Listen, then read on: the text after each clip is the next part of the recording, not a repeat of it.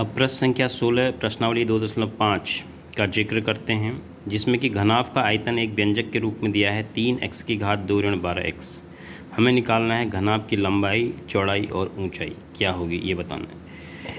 अब चूंकि घनाभ का आयतन 3 गुणनफलों के रूप में आना चाहिए, लंबाई गुणा चौड़ाई गुणा ऊंचाई, तो एक लंबाई एक चौड़ाई एक ऊंचाई। तो हम कोशिश करते हैं, यहाँ पर 3 कॉमन है, x भी कॉमन है तो हमने कॉमन ले लिया, तो ब्रैकेट के अंदर बचा x ऋण 4। तो ये बहुत ही सिंपल हो गया, 3 गुणनखंड आ गए, 1 2 और ये 3। तो हम इसको लंबाई, इसको चौड़ाई और इसको ऊंचाई कह सकते हैं। तो लंबाई बराबर 3, चौड़ाई बराबर x और ऊंचाई बराबर x ऋण 4। तो इस प्रकार से हमने इसके 3 गुणनखंड प्राप्त किए। अब इसका जो द्वितीय भाग है, ये पहला है, द्वितीय भाग भी ऐसे ही है।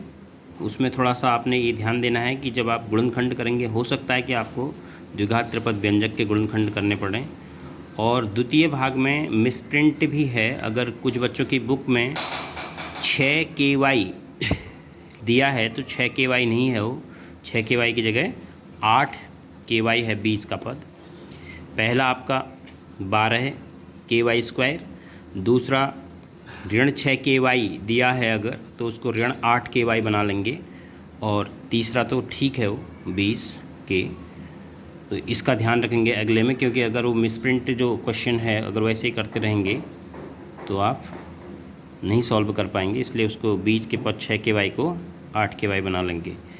तो इस प्रकार से आपकी ये प्रश्नावली पूर्ण होती है।